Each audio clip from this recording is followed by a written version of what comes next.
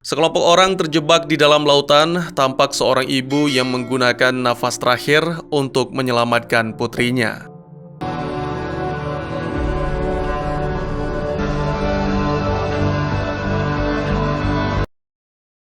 Sheriff kota bernama Jude Ellis didatangi oleh wakilnya, Nestor, ketika dia sedang latihan di studio yoga. Nestor menyampaikan informasi tentang penemuan sejumlah mayat yang terdampar di pantai pinggiran kota. Sesampainya mereka di sana, di antara mayat-mayat, ditemukan seorang gadis kecil yang masih hidup. Mereka langsung menghubungi tim SAR, Departemen Keamanan Dalam Negeri, dan pihak kepolisian agar mendapatkan bantuan.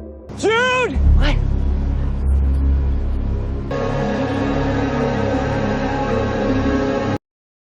Melihat kondisi tersebut, muncul spekulasi opini dari Nestor dan agen wanita Departemen Keamanan bernama Emma Wren. Mengapa para korban tidak ada yang menggunakan pelampung? Dan apakah mereka semua sedang mencari suaka politik, melarikan diri lewat jalur laut, dan tenggelam? Leah, gadis kecil yang selamat dari ganasnya lautan, coba menceritakan apa yang sebenarnya dialami. Leah mengaku bahwa ia dan ibunya lari dari konflik perang di masa depan. Anehnya, salah seorang pria, Caleb, yang berada di dekat mereka mengatakan perang yang dimaksud itu sama sekali belum terjadi.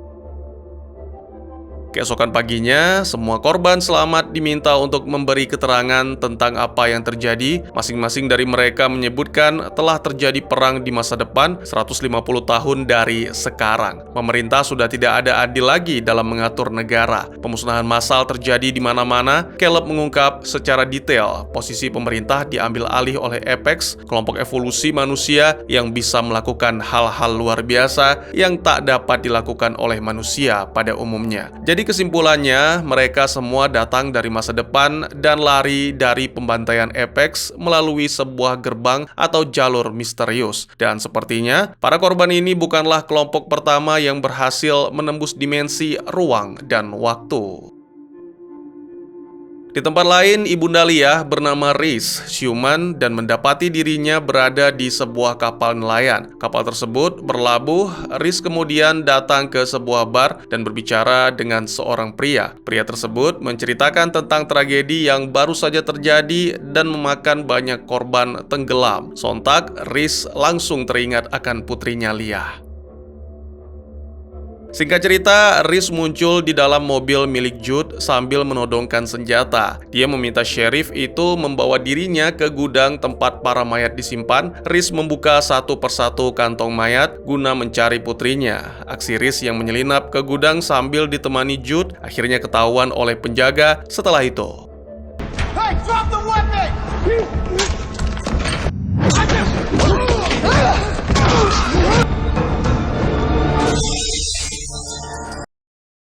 Emma melihat kamera pengawas dan menyaksikan aksi Reese yang luar biasa. Di tempat lain, Reese yang sudah berhasil lolos ditodong oleh seorang perampok. Tanpa banyak basa-basi, perampok itu langsung babak belur dan diangkut oleh tim medis. Nestor melaporkan kejadian tersebut kepada Jude. Sementara itu, para korban yang selamat atau sebut saja pengungsi dibawa ke camp di tengah hutan. Untuk sementara waktu, Leah diasuh oleh Caleb dan Rebecca. Tampak Emma berbicara dengan salah seorang petugas dan mengatakan korban serangan Reese di gudang kondisinya sama seperti orang yang ditabrak truk alias luka parah. Timbul dugaan, apa jangan-jangan Reese adalah salah satu anggota Apex yang mempunyai kekuatan super? Sekembalinya dari tugas, Jude pulang ke rumah dan mendapati ada tamu yang tak diundang muncul. Niat si tamu menodongkan pistol ke arahnya, namun dengan skill bela diri yang ia miliki, Jude berhasil membalikkan keadaan. Tamu tersebut adalah Reese yang mengajak dirinya bekerja sama dan mengungkapkan bahwa dirinya saat ini sedang mencari putrinya. Cerita beralih ke masa lalu, di mana Reese melihat seorang bayi yang kelak nanti dinamakan Leah. Sudah pasti Leah bukanlah anak kandung Reese, melainkan anak angkat. Leah dibawa pulang ke rumah untuk dirawat dan dibesarkan. Namun pasangan Reese tidak setuju dengan rencana itu. Apabila Apex tahu, maka Leah pasti akan dihabisi. Suatu hari, Reese dipanggil menghadap petinggi Apex. Para petinggi sudah mengetahui kalau Reese merawat Leah melalui informasi yang dibocorkan oleh pasangannya sendiri. Reese tidak tinggal diam, apalagi menyerah begitu saja. Wanita cantik itu kembali beraksi.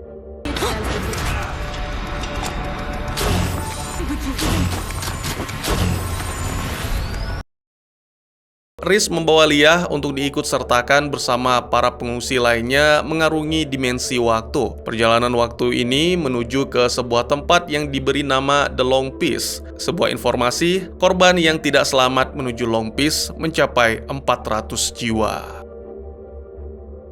Kembali ke Jude, setelah bertemu Reese di kediamannya, Sheriff kota itu mengamankan ibunda Leah ke rumahnya yang lain. Tiba-tiba Nestor datang dan meminta Jude untuk pergi ke kantor karena ada keperluan mendesak. Jude menyuruh Leah untuk tinggal di rumah sampai dia kembali.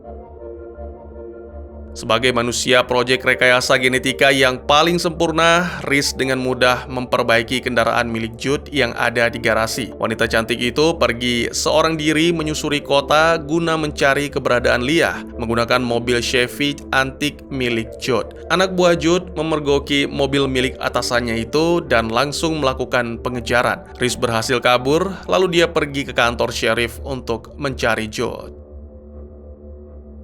Jude yang baru saja melakukan kontak dengan Emma mulai tidak percaya dengan Reese. Dia mengajak Reese untuk pergi ke sebuah rumah di tepi danau dengan alasan kalau Leah ada di sana. Namun apa yang terjadi? Jude malah menjebak Reese, mengurungnya dalam sebuah gudang.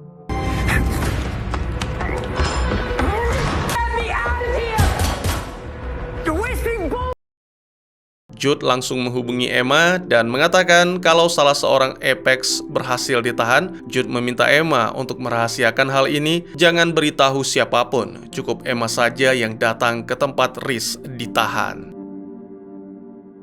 Namun sepertinya percakapan mereka disadap. Departemen Pertahanan Dalam Negeri langsung mengirim regu untuk menangkap Reese. Diduga kuat, Departemen Pertahanan Dalam Negeri tahu betul tentang Apex, mulai dari perjalanan, gerbang mesin waktu, dan virus yang hinggap di tubuh Leah, yaitu virus mental. Namun Departemen Keamanan Dalam Negeri merahasiakan hal tersebut.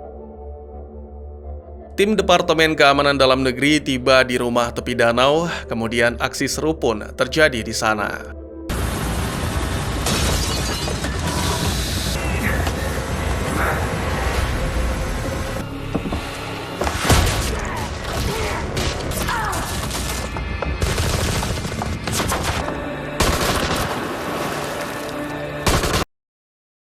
Setelah sadar, Jude menemukan dirinya berada di dalam mobil berjarak cukup jauh dari rumah tepi danau. Dia menghubungi Emma dan mengutarakan rasa kecewanya mengapa Emma tidak menepati janji untuk merahasiakan penahanan Reese. Namun Emma mengaku dirinya sama sekali tidak buka suara tentang Reese. Saat ini Departemen Keamanan Dalam Negeri memang sedang gencar melakukan penangkapan Reese. Ponsel milik Emma disadap. Sementara itu, Leah diperiksa di klinik camp tempat dia tinggal bersama korban yang selamat lainnya. Virus yang ada pada tubuh Leah terdeteksi, mau tidak mau gadis itu terpaksa diisolasi. Sebagai tambahan informasi, virus mental sengaja diciptakan oleh Apex sebagai upaya pemusnahan massal. Oleh sebab itu, banyak warga yang melarikan diri melalui gerbang teleportasi agar terhindar dari genosida. Setelah lolos dari tangkapan petugas, Reese berada di sebuah toko swalayan. Dia mendapat luka tembak di bagian bahu. Petugas tidak diam saja, mereka masih melakukan pengejaran dengan mengikuti jejak darah Reese. Setibanya di swalayan, petugas melihat sebuah pesan tertulis. Setelah dari sana, Reese pergi ke hutan dalam perjalanan mencari kamp pengungsian. Petugas masih terus melakukan pengejaran. Departemen Keamanan Dalam Negeri sangat berambisi menangkap Reese. Dengan kemampuannya, Reese berhasil merobohkan petugas satu persatu.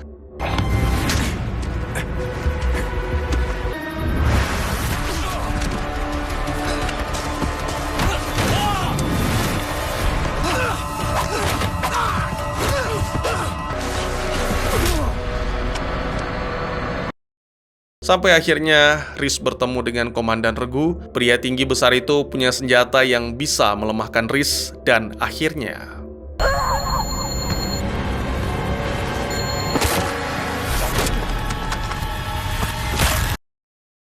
di area camp, Departemen Keamanan Dalam Negeri mengirim seorang dokter cantik bernama Sophie Forbin untuk memantau kondisi Leah. Di sana, Sophie dipandu oleh Emma untuk menjalankan tugasnya. Menurut keterangan, virus yang ada pada tubuh Leah menyebar dengan sangat cepat. Sophie masuk ke ruangan isolasi Leah dengan memakai pakaian hazmat. Dia menanyakan beberapa pertanyaan kepada Leah dan sungguh mengejutkan. Leah mengaku satu-satunya obat yang selama ini bisa menyembuhkannya adalah Reese. Pada adegan lain, Jude yang merupakan tokoh utama seharian menghabiskan waktu bersama putranya, Oliver, di festival. Ayah dan anak itu sangat menikmati waktu kebersamaan mereka. Malam pun tiba, kebetulan ada pesta kembang api di sana. Acara indah itu berubah menjadi bencana ketika ada mayat yang tiba-tiba jatuh di kap mobil milik Jude. Ada pesan ancaman di secari kertas dari dalam mulut si mayit. Pesan itu datang dari Reese yang marah kepada Jude karena sheriff itu sebelumnya telah menjebak di rumah di tepi danau. Setelah membaca isi pesan tersebut, sontak Jude panik karena Oliver menghilang. Oliver! Ollie!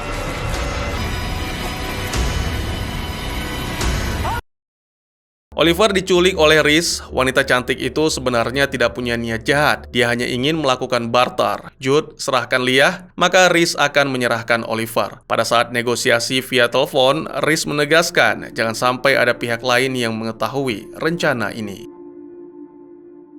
Keesokan paginya, Jude tiba di area camp. Dia meminta izin kepada petugas untuk masuk ke sana secara baik-baik. Namun sepertinya petugas tidak menghargai permintaannya. Karena kesal, Jude akhirnya bertindak di luar kendali. Jude ditangkap petugas. Dia tak ingin melakukan perlawanan lagi. Sambil mengangkat kedua tangannya, Jude mengatakan ingin bertemu dengan Emma. Beruntung Emma segera tiba di sana. Jude menceritakan kronologi yang terjadi di festival, bahwa Reese telah menculik putranya dan meminta dirinya untuk menukarkan Leah dengan Oliver. Emma cukup terkejut. Dia baru mengetahui kalau Leah adalah putri dari Reese, buronan yang selama ini dikejar oleh Departemen Keamanan Dalam Negeri. Singkat cerita, Jude dibawa masuk ke ruang tempat Leah dirawat. Dengan nada kesal, Jude mengatakan kepada Dr. Sophie bahwa Leah adalah anak Reese. Tak hanya itu, Jude seolah menelanjangi kedok asli Departemen Keamanan Dalam Negeri, termasuk tentang Apex yang selama ini dirahasiakan oleh atasan Emma, Craig. Jude mulai panik menghadapi situasi seperti ini. Tanpa sepengetahuan Emma, Jude pergi bersama Dr. Sophie ke tempat yang telah ditentukan oleh Reese. Aksi kali ini lagi-lagi terbilang nekat. Bagaimana tidak, Jude datang tanpa membawa Leah untuk ditukarkan dengan Oliver. Setibanya mereka di sana, wajah Reese terlihat begitu kecewa karena lagi-lagi Jude mengingkari kesepakatan. Namun, Jude bisa menjelaskan dengan baik alasannya tidak membawa Leah. Gadis kecil itu sekarang dalam keadaan sekarat. Penyakit Leah punya tingkat penularan yang sangat tinggi, sehingga dia tidak bisa dibawa keluar dari ruang isolasi. Dr. Sophie juga membantu untuk meyakinkan semua ucapan Jude kepada Reese. Akhirnya, mereka menemukan kesepakatan baru. Sophie ikut dengan Reese untuk membuat antivirus agar bisa menyembuhkan Leah. Sementara Oliver dibebaskan dan bisa kembali berkumpul dengan Jude. Jude pulang ke rumah dan melihat Oliver sudah ada di sana dalam keadaan baik-baik saja. Tak lama kemudian, Jude mendapat panggilan dari Emma. Agen cantik itu mengatakan kalau besok dia ingin mampir ke kantor sheriff untuk membahas sejumlah obrolan penting terkait Reese, Leah, dan Apex. Di waktu yang sama, Emma mengunjungi seorang wanita yang merupakan istri dari pengungsi bernama Paul. Kedatangan Emma untuk mencari tahu tentang perjalanan mesin waktu dari para pengungsi yang ada di camp. Seperti yang sebelumnya terungkap, bahwa kedatangan para pengungsi tersebut bukanlah yang pertama. Sebelum-sebelumnya juga sudah pernah ada kelompok yang datang dari masa depan. Tak lama kemudian, ketika Emma ditinggal sendiri, dia melihat foto atasannya Craig sedang berpose bersama si wanita tersebut dan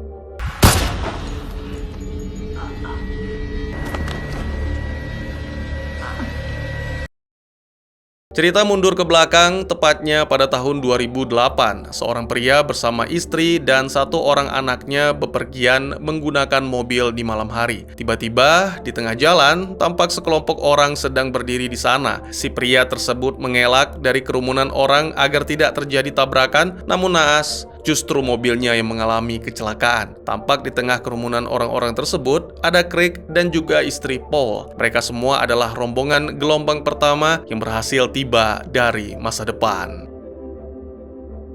Anak yang ada di dalam mobil tersebut adalah Marshall. Kini dia sudah menjadi pria dewasa. Marshall mengunjungi Nestor dan menceritakan kembali kronologi kecelakaan yang dialaminya beserta keluarga. Namun, Nestor tidak begitu yakin bahwa cerita Marshall itu akurat, sebab dirinya lah yang menangani kasus insiden kecelakaan tersebut. Nestor mengaku tidak melihat kerumunan orang yang dimaksud Marshall tersebut. Adegan pindah ke Craig yang mengunjungi rumah kediaman istri Paul. Di sana, banyak sekali orang yang sedang menunggu. Dalam forum diskusi terungkap bahwa sebenarnya gerbang teleportasi itu seharusnya sudah dihancurkan. Rombongan Craig dan kawan-kawan seharusnya menjadi yang pertama dan yang terakhir melakukan perjalanan tersebut. Tapi entah kenapa, pengungsi masih bisa datang. Misteri ini masih belum terjawab. Tujuan mereka salah satunya kembali ke masa lalu adalah untuk mencegah munculnya Apex di masa depan. Sementara itu, di laboratorium, Sophie dan Rhys sedang membuat serum antivirus agar bisa menyelamatkan nyawa Leah. Tak lama kemudian, Sophie mendapat panggilan telepon dari perawat medis di camp yang memberitahu kalau kondisi Leah saat ini semakin kritis. Di tempat lain, Jude sedang dipusingkan dengan kasus hilangnya Emma. Dia sempat mencari agen cantik itu di hotel tempat Emma menginap. Namun hasilnya nihil. Jude kembali ke kantornya dan berbicara dengan Nestor. Nestor sendiri masih tidak tahu tentang asal-usul para pengungsi. Jude menjelaskan secara detail, para pengungsi itu datang dari masa depan 150 bahkan 200 tahun dari sekarang. Sudah ada beberapa gelombang kedatangan yang sampai di masa mereka sekarang, termasuk salah satunya adalah Craig. Di lab, Rhys dan Sophie berhasil membuat antivirus. Ternyata keberadaan mereka di lab tersebut ilegal. Petugas keamanan memergoki Sophie dan Rhys tiba-tiba. Sophie tiba di camp dan langsung menyuntikkan antivirus ke tubuh Leah. Ajaibnya, gadis kecil itu dengan cepat bisa sembuh dan siuman. Di tempat lain, Nestor membawa Marshall ke kantor sheriff guna dimintai keterangan tentang kecelakaan yang dulu ia alami bersama sang ayah. Nestor sekarang mulai percaya dengan cerita Marshall. Mereka yakin betul bahwa gerombolan orang yang dia lihat di jalan malam itu adalah gelombang pertama kedatangan manusia dari masa depan. Sebagai informasi, yang saat ini muncul, Leah, Rebecca, dan teman-teman adalah gelombang kedua. Di meja kerja Jude, Marshall melihat foto pria yang dia lihat pada saat mobil sang ayah kecelakaan, sekadar untuk mengingatkan pria yang ada di foto itu adalah petugas yang dibunuh oleh Rhys pada saat petugas melakukan penangkapan di dalam hutan. Setelah virus di tubuh Leah berhasil dilumpuhkan, Sophie menyampaikan kepada Rebecca kalau gadis itu rencananya akan dipindahkan ke rumah sakit di kota agar mendapatkan perawatan yang lebih maksimal. Rebecca setuju dengan rencana tersebut, namun dia berpesan kepada Sophie agar berhati-hati dengan anggota Apex, jangan mudah percaya dengan janji manis mereka. Sementara itu, Caleb menemukan area camp mereka dipagari besi beraliran listrik. Pria bertubuh tinggi besar itu tidak setuju dengan aturan baru dari Departemen Keamanan Dalam Negeri. Dia pergi mencari agen Emma, namun sayang, sebagaimana diketahui, wanita cantik itu sudah beberapa hari menghilang, absen. Karena di camp ada beberapa pengungsi yang menggunakan ponsel, masalah ini akhirnya bisa di-blow up ke media. Tentu ini menjadi sorotan tajam dari publik, mengapa area camp dipagari sedemikian rupa. Selain itu, berita ini juga tidak sengaja dibaca oleh Craig. Dia memerintahkan anak buahnya untuk menggeledah camp, menyita ponsel bila ada pengungsi yang kedapatan menggunakannya. Di tempat lain, Riz menemui nelayan yang dulu menyelamatkan nyawanya. Dia meminta bantuan kepada pria itu untuk membuat paspor untuk dirinya. Sepertinya Riz ingin menyusul Leah yang sebentar lagi akan dipindahkan dari kamp pengungsian menuju kota di negara bagian lainnya. Riz dihadapkan ke kepala bos mafia. Dia memberikan tas yang berisi uang. Bos tersebut bingung dari mana uang sebanyak itu berasal. Riz yang tidak suka basa-basi langsung melancarkan aksi hingga si bos tak bisa berkutik. Usut punya usut, ternyata uang tersebut hasil dari perampokan mesin ATM. Di dermaga, Sophie bertemu dengan Craig. Entah apa alasan yang pasti, setelah ditanya bagaimana cara Sophie menyembuhkan Leah, dokter cantik itu dipecat oleh petinggi Departemen Pertahanan. Untungnya Sophie tidak bicara secara gamblang karena antivirus yang digunakan terbuat dari darah Riz. Kemudian Sophie bergegas kembali ke camp untuk mengambil semua sampel penelitian miliknya, tapi sayang aksesnya sudah dicabut.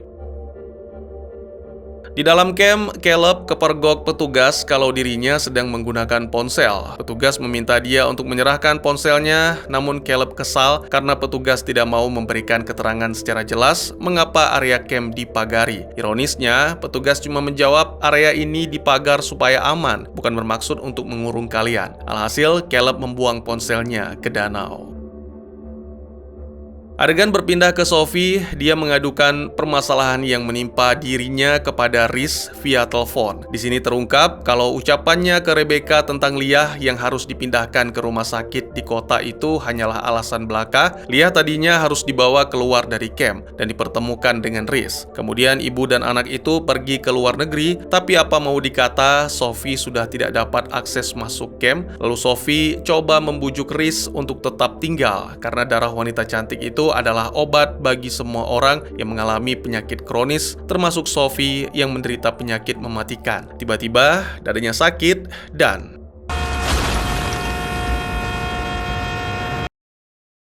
Jude bertemu dengan seorang agen di sebuah kedai kopi. Agen tersebut mencari data pribadi tentang Craig dan hasilnya pun menakjubkan. Hampir mirip dengan Riz, Craig punya skill di atas rata-rata manusia normal. Dia punya IQ yang sangat tinggi, bahkan Craig bisa memprediksikan segala sesuatu dengan akurat. Oleh karena itu, dia dengan mudah masuk ke Departemen Keamanan Dalam Negeri hingga menduduki jabatan sebagai petinggi di sana.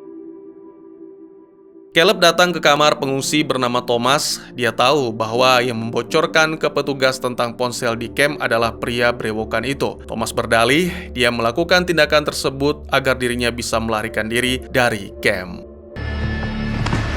Okay, I get it. Sementara itu, di jalan, Craig diberhentikan oleh Nestor. Petinggi Departemen Keamanan itu dituduh mengendarai mobil dalam keadaan setengah sadar alias dalam pengaruh alkohol. Jude juga tampak di sana. Ia ikut melakukan pemeriksaan terhadap Craig. Mobil pria tua itu digeledah dan ditemukan sepucuk pistol dengan kondisi nomor seri senjata sudah dihapus. Akibatnya Craig harus dibawa ke kantor. Craig dibawa ke kantor sheriff guna dimintai sejumlah keterangan. Jude tak sungkan menanyai perihal pengungsi secara detail kepada Craig. Dia sama sekali tidak takut dengan jabatan pria tua itu di Departemen Keamanan Nasional. Tak lama kemudian, seorang wanita pejabat wali kota datang ke sana. Dia meminta Jude untuk membebaskan Craig. Hari ini para pengungsi sedang bersukacita karena mereka semua akan dibawa jalan-jalan ke kota. Caleb sempat meminta Rebecca dan Leah untuk tinggal di camp. Dia takut terjadi apa-apa dengan mereka berdua. Namun Rebecca meyakinkan Jude kalau semuanya akan baik-baik saja. Di sebuah tempat, secara sembunyi-sembunyi, Riz sudah memantau putri kecilnya menggunakan kekeran senapannya. Tadinya dia ingin menghabisi para petugas, namun niat tersebut diurungkan karena ada salah seorang penjaga yang bersikap baik dengan putrinya. Singkat cerita, tibalah mereka di kota. Jude sedari tadi sudah menanti bus yang mengangkut pengungsi datang. Begitu Rebecca turun bersama Leah, dia langsung menyambut mereka dan mengajak keduanya berkeliling ke area pertokoan. Sementara itu, Caleb, pria bertubuh besar itu, tidak ikut dengan rombongan dan memilih tinggal di camp. Sampailah Jude, Rebecca, dan Leah di sebuah toko souvenir. Gadis kecil itu masuk ke dalam sendirian dan tiba-tiba muncul seorang pria tua yang memberikannya sebuah foto pemandangan pemandangan. Di balik foto tersebut ada tulisan dalam bahasa Apex. Leah mulai menyadari bahwa pesan itu sengaja ditulis untuknya. Setelah dari sana, Leah izin ke kamar mandi dan tiba-tiba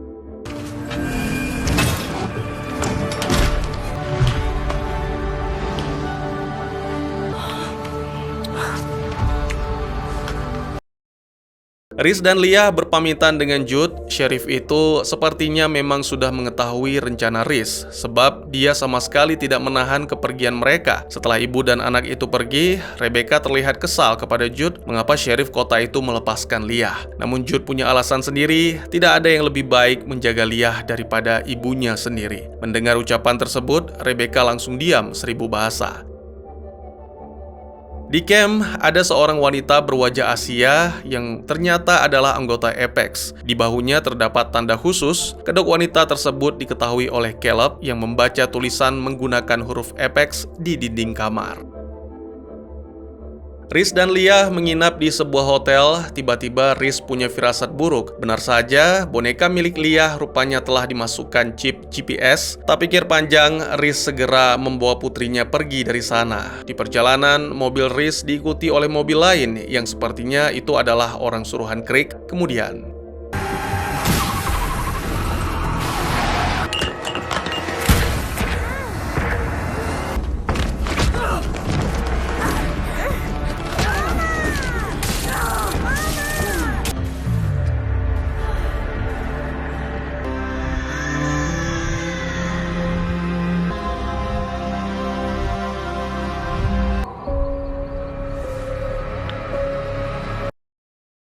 entah siapa yang menjadi whistleblower. Sejumlah warga kota menyuarakan protesnya atas aksi Departemen Keamanan yang memagari area camp. Jude yang ditemani wali kota coba menenangkan massa. Setelah itu Jude langsung berangkat ke camp untuk menginformasikan bahwa warga sedang bergerak menuju tempat para pengungsi tersebut ditahan. Di sana Jude menemui chief petugas. Kali ini sheriff itu tidak mendapat penolakan, malah chief itu mengajak Jude ke dalam hutan untuk melihat sesuatu.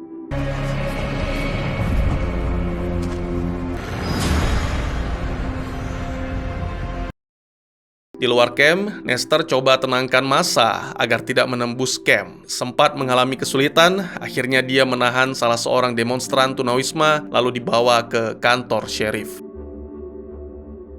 Di rumah sakit, Craig datang menemui Dr. Sophie yang masih dalam keadaan sakit. Petinggi Departemen Pertahanan itu mengajak Sophie ke kantor untuk mengembangkan virus yang ada pada tubuh Reese. Ya, saat ini Reese ditahan di ruangan khusus kantor Departemen Pertahanan. Wanita cantik itu dalam keadaan tidak sadar sampai akhirnya Sophie datang dan keduanya pun berbincang layaknya teman pada umumnya. Sophie pun segera mengambil darah Reese.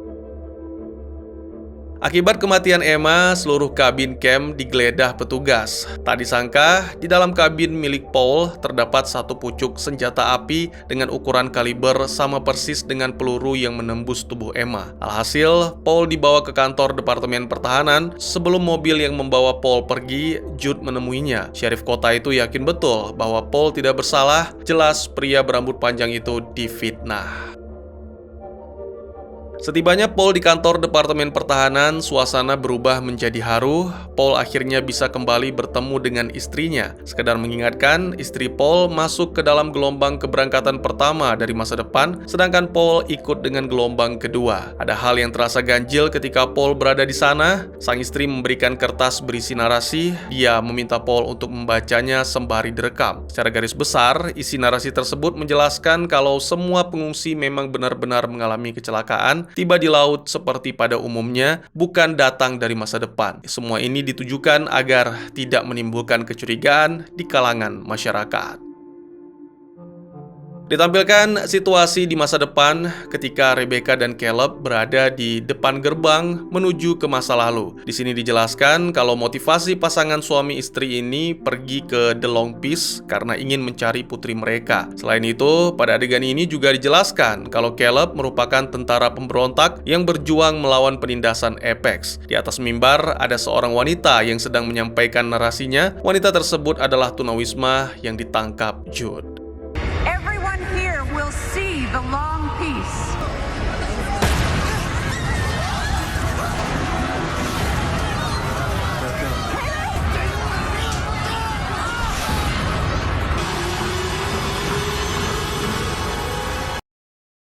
Kembali ke masa sekarang di Long Peace, Jude dan Nestor sedang menginterogasi wanita tunawisma bernama Diana. Dia mengaku tidak tahu menahu soal pengungsi yang berada di camp. Padahal sebenarnya dia adalah salah satu pengungsi yang berhasil kabur dari pantai pada saat kelompok manusia gelombang 2 terdampar. Singkat cerita, Diana pun dibebaskan. Tak lama setelah dibebaskan, Jude dan Nestor rupanya diam-diam telah memasukkan GPS ke dalam tas Diana. Mereka otomatis tahu di mana keberadaan wanita tunawisma tersebut. Akhirnya, dua petugas ini sampai ke rumah Diana dan menemukan fakta kalau si tunawisma ini adalah pencipta mesin waktu gelombang kedua menuju The Long Peace. Alhasil, Diana kembali dibawa ke kantor sheriff guna dimintai keterangan. Kali ini Diana sangat kooperatif. Setelah beres dengan urusan Diana, Jude mendapat panggilan telepon dari Paul. Pria berambut panjang itu mengungkapkan fakta kalau dirinya dipaksa membuat video dengan narasi yang sudah disusun sebelumnya oleh pihak Departemen Keamanan. Namun Paul tidak membocorkan secara detail siapa saja dalang di balik semua itu. Tapi yang pasti, Paul menegaskan semua orang yang ada di camp adalah orang-orang baik yang sedang berusaha mencari kehidupan damai dan lebih layak dari sebelumnya. Selain itu, ada rumor kalau seluruh orang di camp rencananya akan dibunuh dengan cara disuntikkan racun tanpa sepengetahuan mereka. Informasi yang diberikan Paul segera diceritakan kepada Diana. Di sini dalangnya jelas, tidak lain tidak bukan adalah Craig. Namun Diana masih tidak mengerti mengapa Craig ingin membunuh semua pengungsi di camp. Di tengah-tengah kebingungan tersebut, datang seorang agen FBI ke kantor sheriff. Tujuan agen wanita tersebut adalah ingin menjemput Diana atas perintah Craig. Sepertinya pimpinan Departemen Keamanan Dalam Negeri itu takut kalau Diana akan membocorkan cerita tentang perjalanan mesin waktu secara detail. Jude tidak semudah itu mau menyerahkan Diana. Dia pun membuat alasan sedemikian rupa dan akhirnya agen FBI yang bernama Jennifer Doyle itu meninggalkan kantor sheriff dengan tangan hampa. Di kantor Departemen Keamanan, Craig bersama istri Paul sedang menyiapkan racun untuk para pengungsi. Ya, kali ini pembantaian para pengungsi bukan lagi menjadi rumor, melainkan sudah berubah menjadi sebuah fakta. Di camp, Naomi yang merupakan salah seorang anggota Apex sedang menyiapkan usaha pelarian dari camp. Dia berhasil membujuk Rebecca dan beberapa orang lainnya, serta salah satu petugas untuk membantu keluar dari camp. Di tengah hutan, aksi rombongan tersebut dipergoki oleh Agent Foster. Alhasil,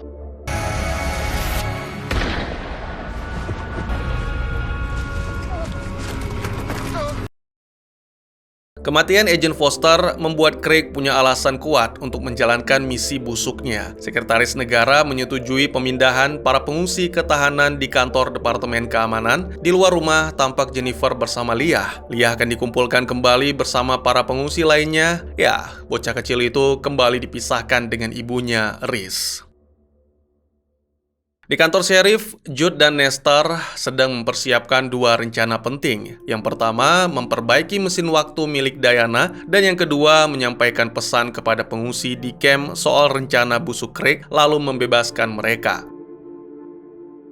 Sementara itu, di lab, tampak Dr. Sophie yang masih dalam keadaan sakit. Sebenarnya wanita itu sedang menunggu momen yang tepat untuk menyuntikkan ekstraksi darah Reese yang sempat diambil sebelumnya ketika dirinya berada di markas Departemen Keamanan Dalam Negeri. Tak lama setelah itu, dia pergi ke rumah persembunyian milik Jude. Dia meminta bantuan kepada sheriff itu untuk membebaskan Reese. Sophie merasa bersalah meninggalkan Reese di sana karena wanita cantik itu sudah dianggap sebagai temannya.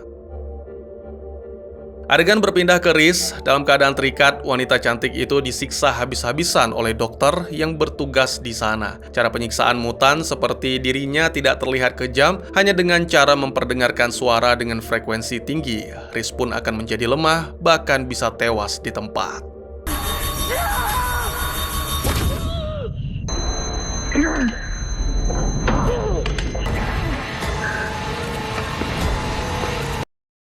Di tempat lain, Paul dan istrinya sedang nostalgia. Mereka seperti sepasang kekasih yang sedang jatuh cinta untuk kedua kalinya. Chris mengatakan kepada suaminya itu kalau pada saat dia melarikan diri ke The Long Peace, dirinya dalam keadaan hamil. Chris pun akhirnya menunjukkan kepada Paul sosok anak laki-laki hasil buah cinta mereka yang sedang main piano. Setelah menyaksikan dan berkenalan dengan putranya, Paul dan Chris pulang ke rumah. Mereka bersulang dengan segelas wine, merayakan kembali pertemuan keduanya. Tiba-tiba sang istri memutar rekaman percakapan dari ponsel miliknya yang memperdengarkan komunikasi Paul dengan Jude soal video rekaman beberapa hari yang lalu. Chris mengaku kecewa dengan Paul karena dianggap telah mengkhianati. Tragis, Chris tega berbuat ini kepada sang suami.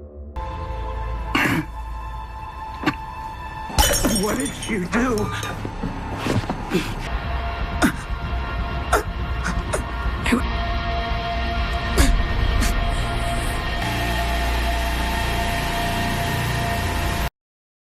Jude dan Sophie berhasil tiba di ruang tempat Rhys ditahan. Aksi penyelamatan pun berhasil dilakukan meski Rhys kehilangan pendengarannya untuk sementara, tapi itu tidak mengurangi skillnya dalam bertarung.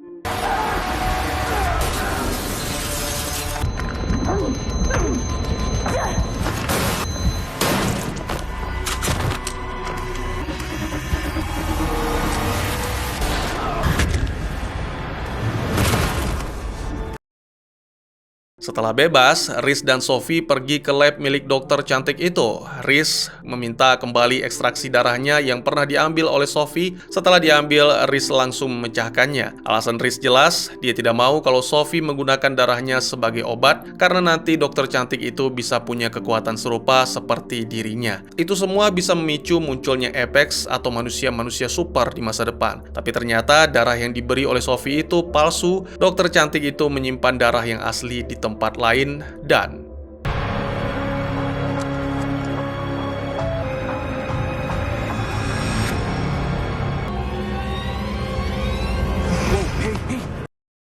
Marshall, pemuda dari kota dengan jiwa kepahlawanan yang tinggi, nekat masuk menerobos camp dan ingin menyelamatkan para pengungsi. Namun sayang, aksinya dicegat petugas, akibatnya pria tampan itu ditahan di sana.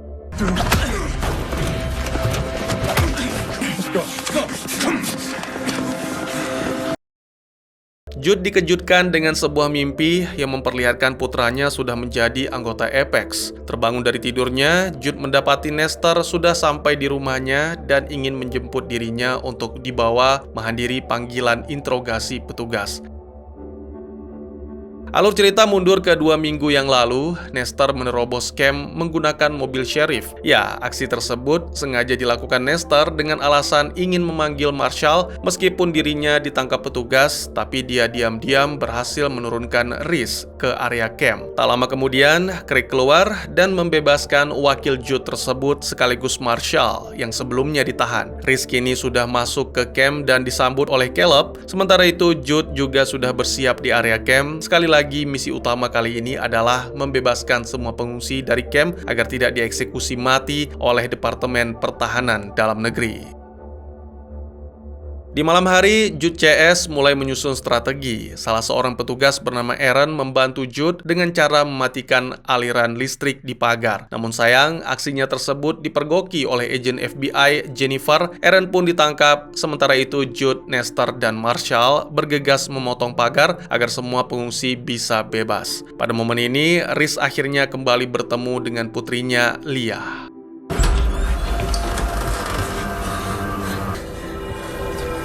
Let's go. Come on. Jude mulai menggeledah camp. Dia ingin mencari keberadaan Aaron dan Craig, dan akhirnya Jude menemukan mereka. Everyone. Sementara itu, aliran listrik pagar kembali dinyalakan oleh para petugas. Setelah semuanya berhasil melewati pagar, naas, Hannah justru tersangkut tegangan tinggi.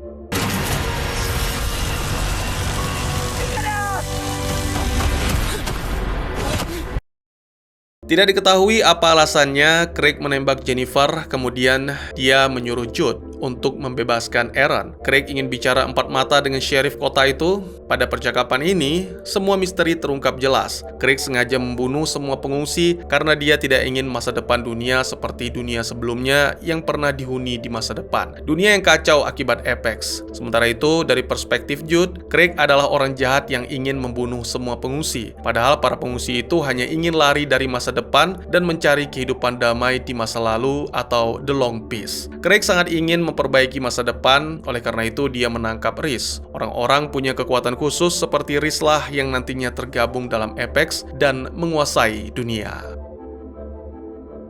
Balik ke masa sekarang, sejak kejadian pembebasan pengungsi di malam itu, Jude mengaku pada sesi interogasi dirinya sudah tidak pernah lagi melihat Craig. Pria tua itu hilang bak ditelan bumi. Sebuah adegan memperlihatkan Craig merusak kartu provider dan membuang ponselnya ke laut.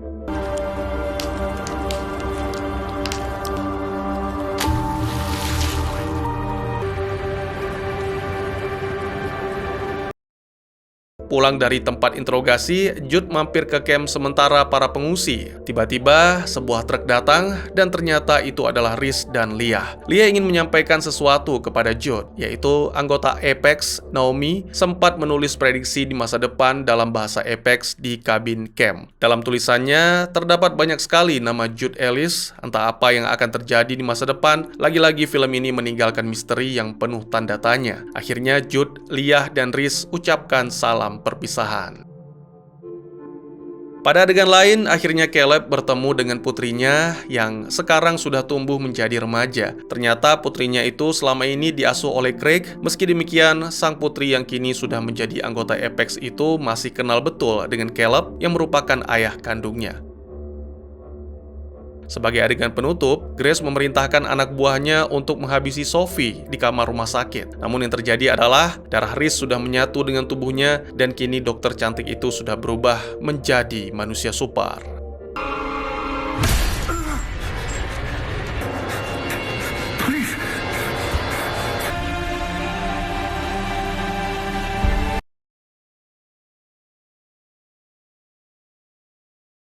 Sekian dulu teman-teman, terima kasih buat yang sudah menyaksikan. Jika teman-teman suka dengan cerita ini, izinkan saya untuk mengetahui dengan klik tombol like-nya. Kalian juga dipersilahkan untuk merequest kira-kira film apa yang menarik untuk dibahas. Bisa di kolom komentar atau bisa juga melalui DM ke Instagram saya di @teguhgusto. Insya Allah pasti akan saya baca. Silahkan dukung channel ini dengan cara share, like, dan subscribe. Sampai jumpa di video selanjutnya. Tetap semangat, tetap bersyukur setiap hari. Dadah!